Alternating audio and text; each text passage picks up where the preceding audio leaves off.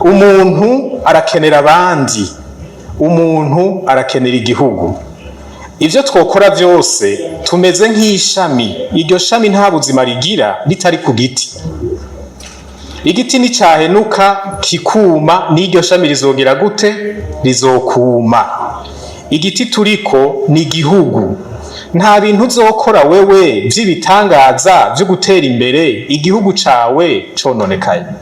Ari naco gitumira ijambo ry'uyu mutama wacu hano ari ryo gushira ku mutima cane. Iyo ibintu bitameze neza mu gihugu, hariho ahantu udashobora gushika naho wotera imbere gute. Ahubwo uratemaguza ukiruka, n'ivyo wubatse ukabisigahe aho. Kandi rero hano iwacu nabonye abafise amahera bakunda kuyashira mu mazu, ariko burya amazu ari mu bintu bigoye gutwara, ahubwo ari mu bintu bidashoboka gutwara. Ico rero mutama yakivuze sindakigarukako.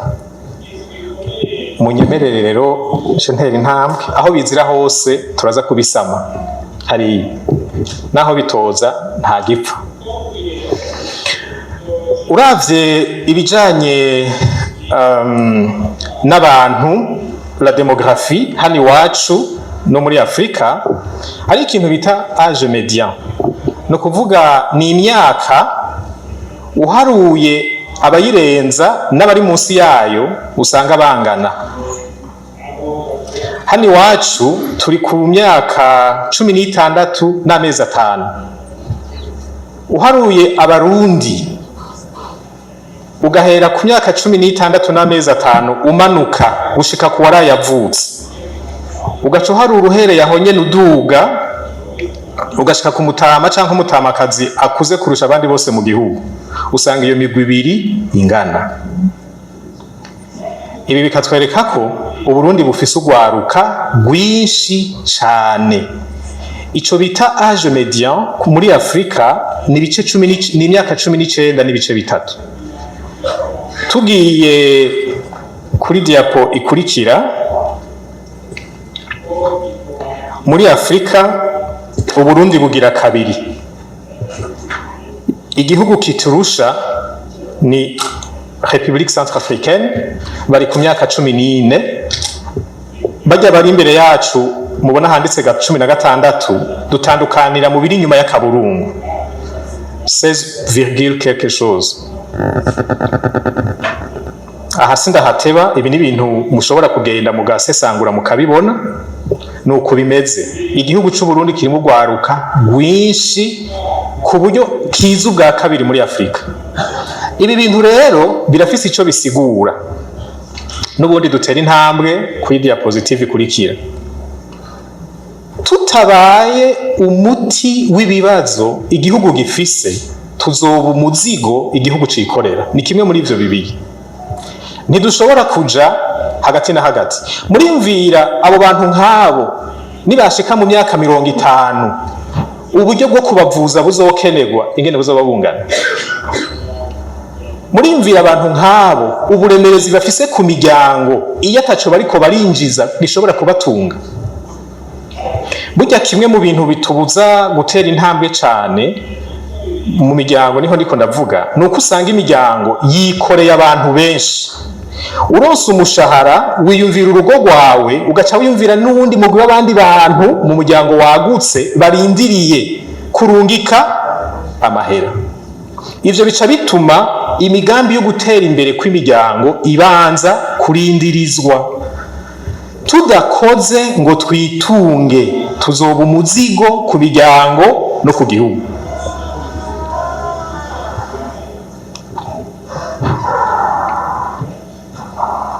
Dutere intambwe tuje imbere, tuje ku kibazo rero kivuga ngo ni gute, ni biki urwaruka rukeneye kugira ngo rube ubutunzi ku gihugu ntirube umutwaro ku gihugu.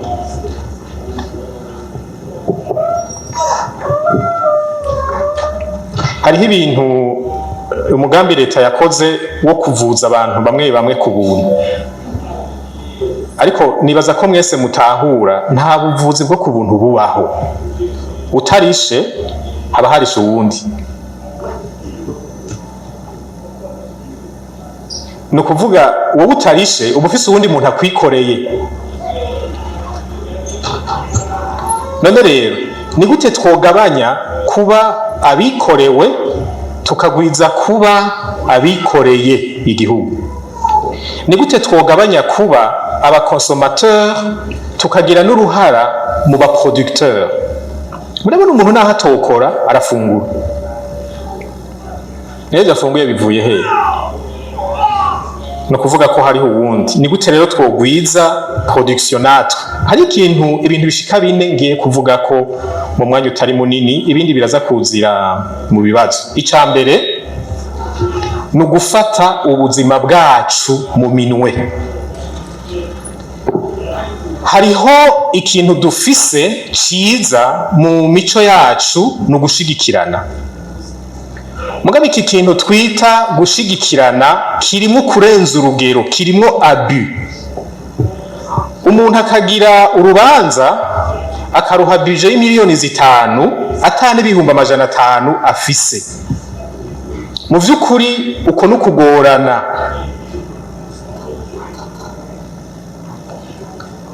Ivyo bavyita kuremera abantu. Iyo batagushigikiye ucubagirira inzigo, ntibafashije, barikunda, ntuzi nabo intambara barimwo.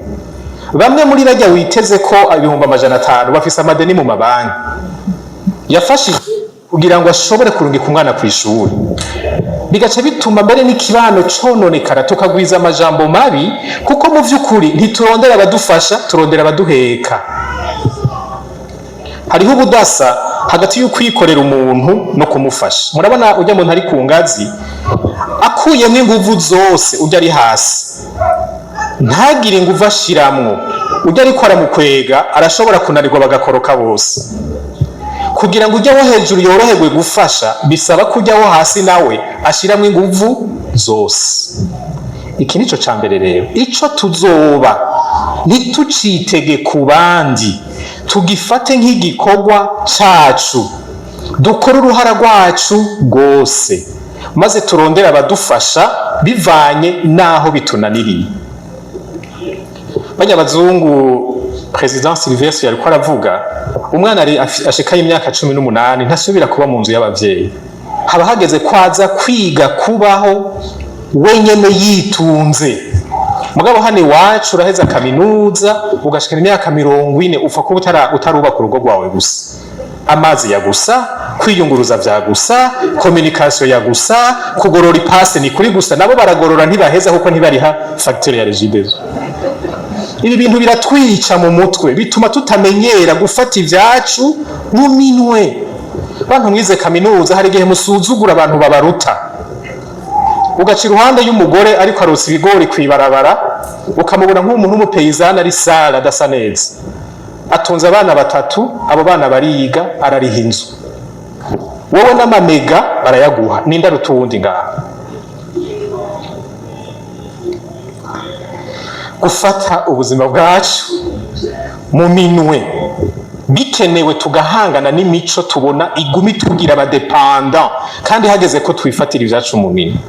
Ica kabiri, gukunda ibikorwa no kubikora neza. Gukunda ibikorwa no kubikora neza. Reka tuje kuri diapo ikurikira kugira ngo bitworohere. Hariho ubudasa hagati y'ibikorwa n'akazi. Akazi ego nivyo haba hari n'ibikorwa, ariko umutima uba uri ku mushahara. Ariko ibikorwa umutima uba uri kukugira ico umaze muri sosiyete, kandi ibikorwa vyose ntivyama bizana umushahara. Hariho abantu bafise ikimazi muri sosiyete ariko badahembwa, rimwe na rimwe bakora neza kurusha n'abahembwa. Igihugu ntigitezwa imbere n'abanyabuzi, gitezwa imbere n'abanyabikorwa. Sinzi ko murabibona hano iwacu, iyo batevye kuduhemba turagira yegere yegere. Ego nivyo ubuzima buba butugoye, abantu baragira yegere yegere. Mugabo nta yegere yegere nimwe ndigera mbona. Iyo abakozi bavuga ngo mukoresha waduhembye amafaranga arengeye umwanya twakoresheje, ntibibaho. Ntaco bitubwiye kwakira amafaranga tutari dukwiye kwakira. N'ugukora amasaha 3 ku munsi, hageze guhembwa ashaka guhembwa nk'ugukora amasaha 8 ku munsi. Dukunda akazi kubera ico turondera, ntitugakunda kubera ico tumara. Turacari kumwe? Turaza kuvugana ukuri kugoye mw'abantu mwe, kuko niho ivyiyumviro vyacu vyohinduka. Mwebwe mubona abantu benshi bakunda akazi, bakunda ibikorwa canke bakunda akazi? Bakunda akazi? Ibibera mu buzi bimwe bimwe ngira ngo ntimubizi. Hari abakubwira bati umukozi amaze kuronka contrat indéterminé arakugabira neza amaso mu yandi, agakora bike bishoboka bituma utamwirukana mu kazi gusa. Igihugu kigwije abantu nk'abo.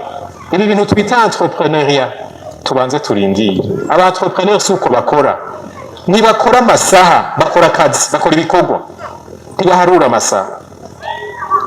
Tukiri ngaha nyene mvuga ikintu kimwe kumbure cofasha gushira ibintu ku rutonde, twagiye kuyikurikira.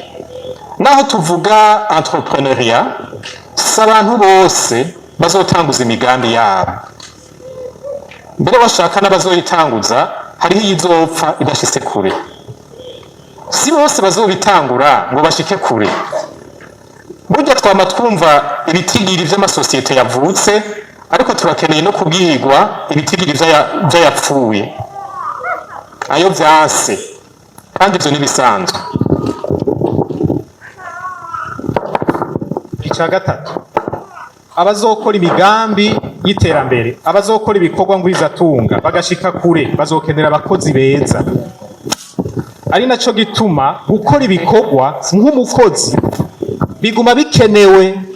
Mbere washaka nta mukoresha mwiza atabaye umukozi mwiza. Kugira ngo uzomenye ingene ufata abakozi ni watera imbere mu migambi yawe, biragusaba kubanza kuba umukozi ahantu ubanza ubone ingene abakoresha bakora. Rero imigambi ni ikogwe, ariko no kuba abantu bakora neza bishigwa imbere cyane. Ni naho uzomenya ingene ufasha abakozi bawe. Ahandi ho muzoza gutanguza amaresitora, amazu y'uburiro, mutaze n'ingene bateka imirete, bazogaburira abakiriya banyu imirete idashobotse, mubone bose bagiye mutazi icabiteye. Ushobora kuja muri ivyo bintu, udashobora kuja mu gikoni, ugira ikintu ukoze, umenye ubuhinga bujanye n'ivyo bikorwa. Ica gatatu dutegerezwa gukora no gukunda no guhurumbira ingeso nziza, ubumenyi n'ubuhinga. Ahangira nisunge ibiharuro bimwe bimwe twama twumva, ivy'ubumenyi vyaramarutse cyane muri iki gihugu, kandi ndabibona nk'umwigisha ashobora kuja kuyikurikira. Ariko turafise intege nke twama turiko turahimbaza zo kudasoma. Umuntu asomye igitabo tumubura nk'igitangazo, umenga ni impene yuriye inzu. Mushaka kubibona uzufata igitabo gisomere muri bus, uraba ingene bakuraba, umenga uri umupfumu, umenga uri umusazi aje ava ku yindi planete. Nta gihugu gitera imbere kirimwe abantu batakurikirana ivy'ubumenyi bugezwe. Ntibikunda, murabona naho ngo goma mukaba ibintu vy'amangetengete, mukaduza ibintu ubwo buhinga cyane ku rugezo rwo hejuru, ntaho muzova, ntaho muzoja. Nico president yamye aravuga. Ega muramaze kubona ko abapfumu karuhariwe aribo bambara, hari n'igihe usanga atane birato bambara. Ibintu biteza imbere abantu mu mutwe. Umutwe nawo iyo uguma usukamwe ibidaramudandi byo kuri WhatsApp gusa, turafise abantu batugirira nabi. Aba bantu bagira ya ma application bagashiramo utu video, baragwiza ubuntu bw'ubugugu, ugasanga umuntu yakanuye amaso ariko araya uyabo buriko buratamba. Isaha igahera, zibiri zigahera, ugahiga uriko araraba video yerekana ingene bakora gato, umenga no guta umwanya. Ariko wagira urubanza ugakenera amagato, kandi urazi ko abantu bayakenera, mugabo ukaronka umwanya w'ubuyabo. Nibaza ko na kumbure n'inzego z'igihugu hariho ama application amwe zikwiye gukontrola ibi bidaramudanda bashyirwa badusukamwo, bo bariko biga programmation bazigisha abana babo, mugabo twebwe bakatuzanira ama video y'abakobwa bafise ibisusu umenga n'imisozi babahometseko, nukutwica mu mitwe. Rero ntimwemere gupfa, uguruka ubwenge, rondera ubumenyi.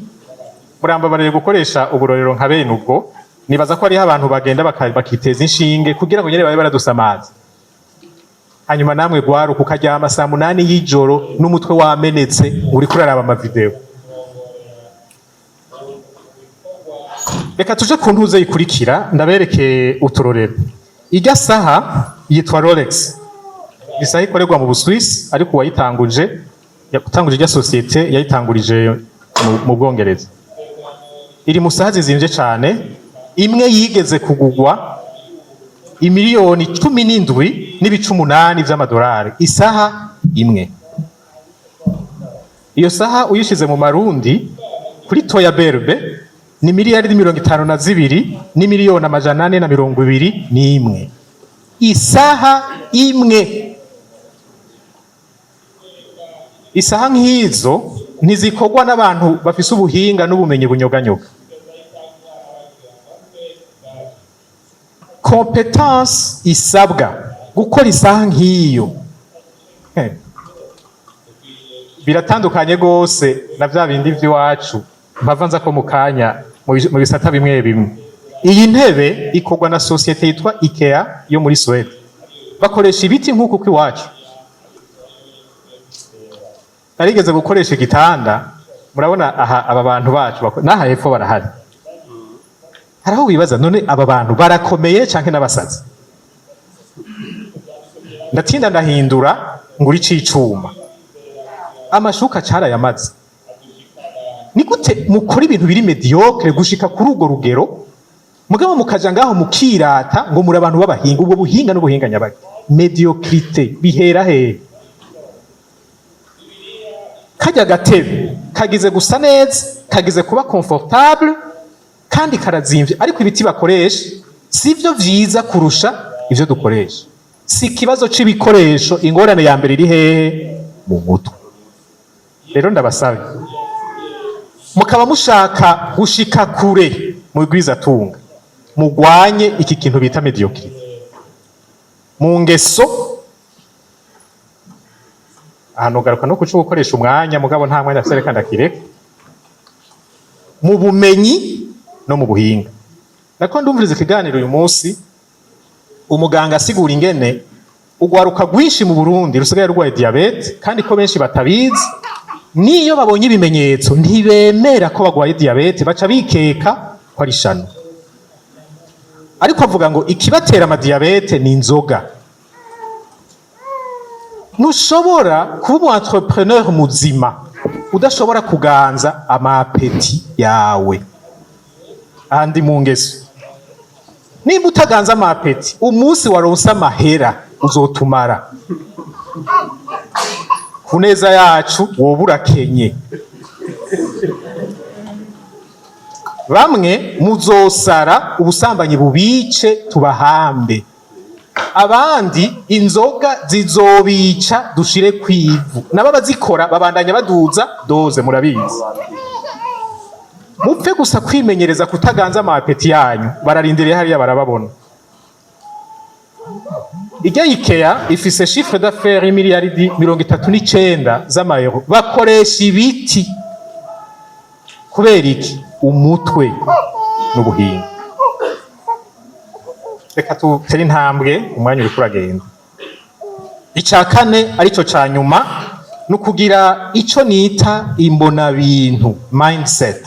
Ingene utahura ubuzima, ingene utahura ibintu nziza. Uko nariko ndabivuga, iterambere riza mu maboko ryahereye mu mutwe. Hariho ama perception, hariho ukuntu tutahura ibintu gutuma gutera imbere bidashoboka. Icya mbere kwiyemera, ngira ndabinyarutse kuko ni vyinshi. Kwiyemera dabo kumva ko ushoboye kubikora. Hari intambara yo kugwana kubera inkurikizi z'igikoroni. Iyo umuntu akoze ikintu ciza ngo asigaye ari umuzungu. Iyo umuntu ashika ku gihe ngo ujya n'umuzungu, urumva ko mu bwenge bwawe waramaze kwakira ko ata murundi yubahiriza isaha. Banza wiyemere kuri umuntu nawe ushoboye gukora ikintu ciza. Icya kabiri, gukora ibintu bizana ihinduka. Ntimubona amahera gusa, iyumvire umuti ku ngorane kanaka. Iyo abantu baronse umuti w'ingorane, amafaranga bazoyaguha. Amafaranga si ingorane, ariko ni warondera amafaranga ata muti wazanye, nawe nyene uzotumara. Abo ni babandi baca badandaza ibintu bihitana ubuzima bw'abantu. Muravye kirya gishusho hajya ntikiboneka neza, tufise umutobe w'imyembe ushobora kumara imyaka uri ngaho, abantu bakawunywa mu igihe cyose bataba bararenza iminsi wagenewe itarahera. Mugabo uravye hano iwacu turafise ibitoke, naho mu duce tumwe tumwe tw'igihugu vyatewe n'ingwara, mugabo nta na hamwe ndigera mbona umutobe w'ibitoke ushobora kumara amezi 6. Nta na hamwe. Muranze ayo ibitoke bikoze ruguru, abagabo birirwa barakukumba bakwega ibisusu hasi ngo bari kubiraba, aho kuja gufasha abagore mu mirima ngo baduze umwimbu w'igihugu, ugasanga bariko barakwenkwera umuntu wese arenganye sigarira icupa. Za mentalite z'ubukene kubera ugwabo. Umu entrepreneur n'umuntu abona opportunité habandi babona ingorane. Ico ndakigarukirije ngaho. Mugabo ndifuza ko mu myaka iri imbere nzobona umutobe w'ibitoke muri alimentation kandi utavuye mu Bushinwa canke Burayi canke muri Egypt. Ubuziranenge, excellence, ikintu cyose ukoze kikaba ikintu kirimwo excellence. Excellence ihera hehe? Ihera no mu gukoresha umwanya neza. Encore une fois, umwanya ni muto sino hateba. Icakane, kwigira ku bandi. Turafise ingwara yo gusharika abantu baturushije. Narigeze kwiga ku ishuri imwe, ndabu wa mbere ndonka amanota menshi, imbere yanje bahora batanga ubushimwe, uwo mwaka ntibabutanga. Mu nyuma uwo uyobozi w'ishuri arambariye icatumye abikora. Ati narabona ko tuguhaye agashimwe karashobora kugukwegera. Hari mu gihe cy'intambara, hari amacakubiri, hari ingorane. Turi abantu bazirana n'umuntu aturusha. Ndiko ndavuga muri rusange, siko twese tumeze. Aho gukomera amashi uwuturushije, tugwiza amajambo mabi. Muramaze kubona ingene abantu baraba ingene umuntu yambaye, cyane cyane mu mpango zibamwe abantu benshi, ivyo bafungura, uguze igitenge, ucucika inkuru kwirigara. Aho uzobonera abantu badatera imbere, dufata umwanya w'ibintu bitagira ikimazi. Igitenge canaka, by'ukuri kiba sujet de discussion gute. Urazi ibibazo igihugu kirimo. Ntimufise amazi, imicafu yuzuye impande zose, mugabo mufise umwanya wo kuvuga ibitenge abantu bambaye. Aho niho hava amajalousie n'uburozi. Peuple imeze gutyo, iyo ni obscurantisme, ntimutera imbere. Iyo umuntu akoze neza kukurusha, mubaza ingene yabigenjeje, umwigireko kugira ngo nawe uduze performance yawe. Ca gatanu, kugumiza ko kudaheba, candakiza ko mu mwanya ndangiza. Ca gatandatu, nukwama muduza ubuziranenge, kubera mu bikorwa vya entrepreneuria habamo guhiganwa. Uyu munsi uri kwisonga, ejo haduza abandi bakurusha umutahe bakagukura ku isoko. Ikizoha kugumiza nuko wewe wamubaha distance muri excellence. Umuntu anyoye jus yawe bikanka ko asubira kunywa jus yindi. Hariho amajus tunywa uyu munsi kukubura uko tugira. Ibintu menga batobanze wibaza abo bantu babizanye ku isoko gute. Mugabo karaba nta bindi bihari. Reka tuje kuyikurikira. Nariko ndavuga Rolex yatanguye mu 1905. Ntimwibaze ngo hajya bahashitse mu ndwi zibiri. Yasa hano ariko ndavuga. IKEA yatanguye mu 1943. Ushaka gukora igwiza tunga neza, uzugire vision irengeye ubuzima bwawe. Ukora ibintu bizosigara birabandanya utakihari. Wiyumvire impact uzogira ku gihugu. Ukavuga uti jewe ndashaka ko mu myaka 70 iri imbere mu nzu y'umurundi wese muri iki gihugu hazoba hari agakarton ka jus ya societe jewe natanguye. Iyo ufashe vision nini nkuko, niho ugira motivation yo gukora ivyo abandi badashoboye. Niho no kuduza excellence byoroha kubikora kuko utahura igituma. Iyo uriko wiruka ku mahera gusa, ni babandi baca bagira ubuyi. Naratangaye bijya bintu bandika ku buyi ni bake bavuga ukuri. Amasaka, ibigori, ingano bati hajya ugiye ugapima ibirimwo wotangara. Les tricheurs, abo bantu bazokwita abagwizatunga gushika umunsi ubuhinga bwo gusuzuma bwagwiriye. Bajya umunsi umwe muzobona bose bazimanganye. Ushaka gushika kure yiha vision ndende izorengera ubuzima bwiwe.